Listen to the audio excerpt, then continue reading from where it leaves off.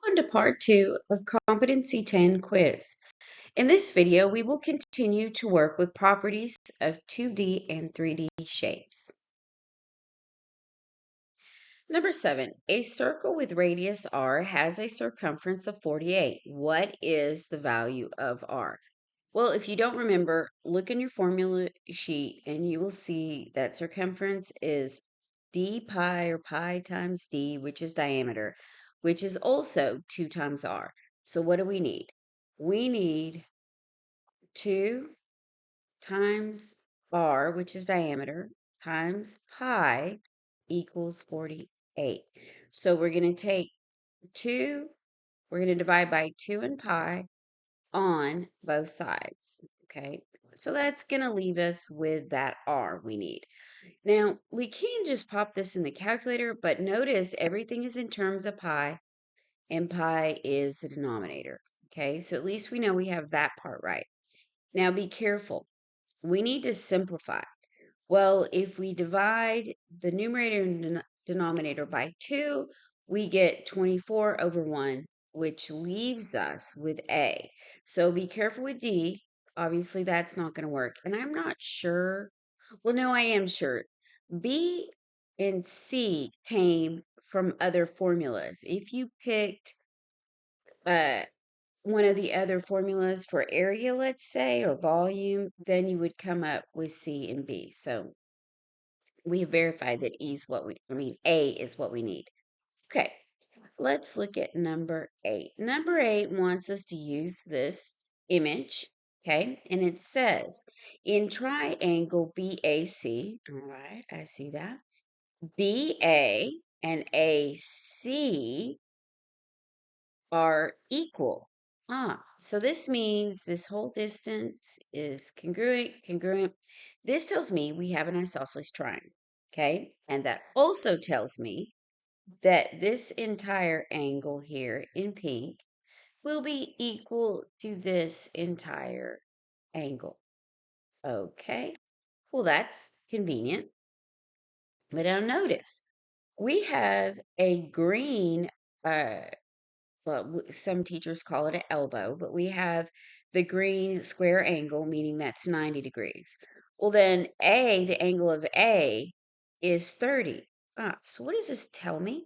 This tells me that the right triangle formed by the 90-degree angle at D, that means triangle BAD is a special right triangle. That is a 30, 60, 90 triangle.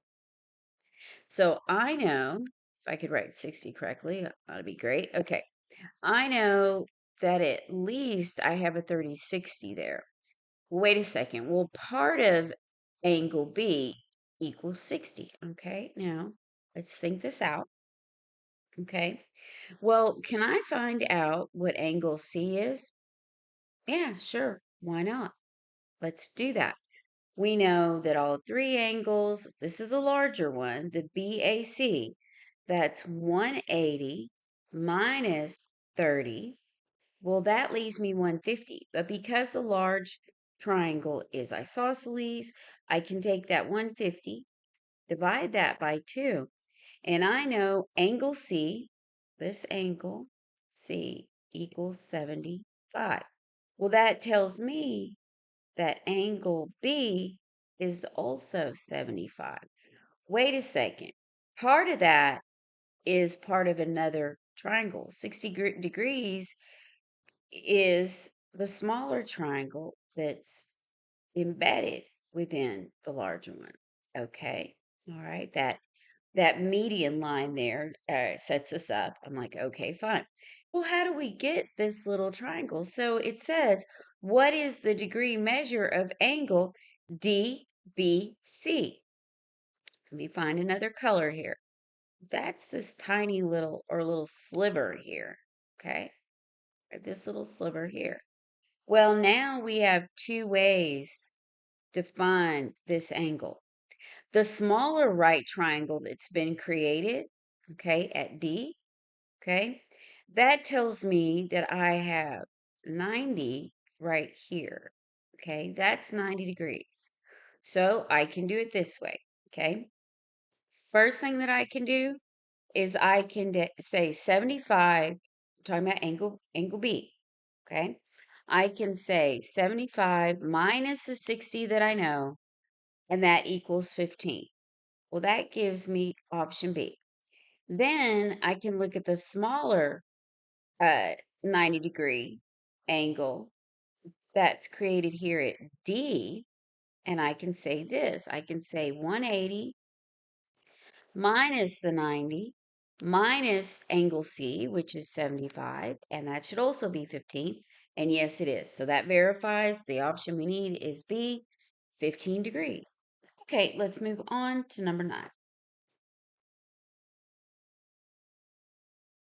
Number 9, in the cube shown, a student measured the length of a diagonal to be 5 centimeters. Which of the following is the best estimate of the volume of the cube? Okay, first we need to realize that every side of a cube we're just going to call S because it's all this, they're all congruent, all of the sides. Okay, great, right here. Okay, so now we have all of those equal to S. So I have S here and S here. In between those two S's, I have a right angle. Because if I did not have a 90-degree angle, this would no longer be a cube. Okay, now on the top of this cube, I can draw another diagonal that we can call the hypotenuse, creating this special right triangle. Okay, so that tells me that this green hypotenuse that I've drawn, I actually can create a good expression to use, okay, for that value. And I know that that is the square root of S squared plus S squared, which equals the square root of 2S squared, okay? And you can agree. We have two S's. We've squared each of the S, added them together. That's 2S squared. Okay, whatever, you see what I did. Okay, and if you aren't sure, stop the video, double check what I've done. Okay, but just focus on the top and that diagonal. Okay, now I have some kind of number in an expression to give me that diagonal on top. When I drew the diagonal, you may have seen that I created a right triangle here. So now I have a right triangle that is inside this cube. And that diagonal, that dotted line, that dash, that is my hypotenuse, and it is equal to 5. Okay, so I have some kind of measure for this inner triangle. Okay, so this inside bit in here, inside here. Okay, all of this in here. Okay, whatever. So what I'm going to do is let's focus on this pink S right here. Okay, and using those three sides, the green, that's going to be one of my legs. Then the S I circled in pink, that's one of my other legs. And if I take each of those legs, we can use the Pythagorean theorem and that hypotenuse, and we can come up with something. So let's do that. Okay, we have 5 equals, okay, my pink S squared, I'm going to say S squared, and then plus, I'm going to go back to the green.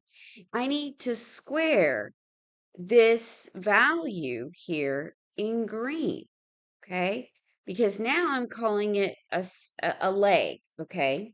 All right, so I'm going to square, so in parentheses, the square 2S squared, but I need to square that whole thing. Now, what really happens here? Oh, and by the way, the 5 is squared. Sorry, it's 5 squared. So the 5 is my C. So I have C squared equals A squared plus B squared. Okay, so I've got that done. Now, I'm not going to like square both sides. No, we're not doing all that. This is what we're going to do. We're going to leave 5 squared for the moment. And I'm going to say s squared plus what happens to the green? Well, when we square something, if we square something that's under the square root, okay, we can just pull all that out, okay? 2s squared. Well, what is that all? Okay, here, let me write that better. What does that all equal? Well, we have 2s squared, two of them, and then we have another one. Well, we add them all up, and we have 3s squared. Okay, all right, so what am I looking at? Well, I want to solve for s. Okay, well, there's a couple of things I can do here. All right, so let me rewrite 5 squared equals 3s squared. Well, we could go ahead and just divide by 3 and square both sides. That's one way to see it. Yeah, or we could square both sides, okay, and then we end up just dividing by the square root of 3. Doesn't matter how you see it. Let's go ahead and do it. I'm going to just say divide both sides by 3. Divide by 3 here, divide by 3 here. Now, this goes away. I'm going to take my green. Yes, I'm kind of like combining things all in once. If I do this, square both sides, okay, because 3 over 3 is 1. We don't have to worry about it. Now, let's take a look at what really goes on. Well, 5 is squared, put it under the square root, we end up with just 5. But we have to put the 3 under the square root, and then s squared under a square root comes out of the radical, it's just s, okay? So that gives us our side. But I want to point something out to you, okay? Here, let me write my 5 a little better. 5, what did 5 equal? Well, wasn't 5 the diagonal? So let's take a look here. 5 equals the diagonal D. Well, what did that equal? Let's look over here. See where we have S 3s squared? I'm going to pull this out. We had another way to see this, okay, sidebar note. We could have said the square root of 5 squared. Under the square root, square it because we want to pull that 5 out, right? Okay. And then on the other side, we had 3s squared, and we also want to put that under the square root. Well, what happened? We end up with the square root of 3 times s. Interesting. So 5 equals s square roots of 3. Well, we come over here. Doesn't 5 equal D? So we know that D equals S. Okay, let me write S square root of 3. And this gives us, I'm going to highlight it here, D equals S square root of 3. So the diagonal, the entire time, if we knew that property, we could have simply put 5 equal to s square root of 3 and then said it was 5 divided by the square root of 3. So that's a property that they were trying to dig to get us. Either we knew it or we were going to have to take some time to solve it. Probably best to kind of put that in the back of your head because who knows when you're going to be asked or have to come up with it when you're teaching. And I have had to do that. It will come up sometime out of the blue or all every year. It all depends. Okay, so let's put that value of s in the calculator, cube it, and then we have the actual answer that we needed in the first point, the first place, best estimate of the volume of a cube, okay? So we have the fraction and we have 5, arrow down, second, radical 3, arrow all the way over.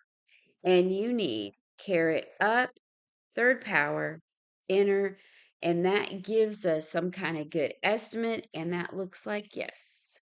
We need to round a little, but we get D. All right, we're going to get D right here. Okay. Number 10, equilateral triangle ABC is inscribed in a circle with center O and a radius of 2, as shown below. The height of the triangle is AD. What is the area of triangle ABC? Okay, well, what they're trying to get us to see is that very quickly, we have a smaller special right triangle, a 60, 30, 90, that has a radius of 2. Let's think about this. There's a couple of ways to see it, but let's see it the simple way. If this radius equals 2 and this is the center, then isn't BO also the radius? Yes, it is. So this would also have to equal 2. Now, let's think about this. If we continue to draw from O to the outer edge of the circle, this would have to equal 2. And I'm here to tell you that O to D is half that. Well, if that's 2, then that has to be 1. Okay? Right? If you write it a little better, that has to be 1. Okay? There are other ways to see it. If you think about the special right triangle, okay, that is a 1, 2, square root of 3 triangle. Okay? And that is a square root of 3. Okay? It makes sense if you actually think about it. Now, all the properties of this triangle also tell me that if I we take this medium size or this isosceles triangle that we've created, and I know it's isosceles because angle B is split in half, okay? Because that's the nature of this triangle. And the large ABC triangle, as you see, we have one angle that's 60. Well, they're all 60. So B is sliced up by 30, 30. Well, that means this little half here I'm drawing, that's 30 degrees. Well, that means this little piece here is also 30 degrees. As you see, its partner next door is also 30 degrees. Well, that means where I have the two pink angles, that's an isosceles triangle. Just by all the properties combined, we know that for a fact, okay? Well, then if you continue to work with this, you are going to discover that we have a lot going on. And if you go here, this little center here, that has to equal 1. And if you look at it correctly, you can see that if DC is square root of 3, then AD is the square root of 3, okay? And that means the base of AC, the base that we need, okay, here, no, wrong one. The base, AC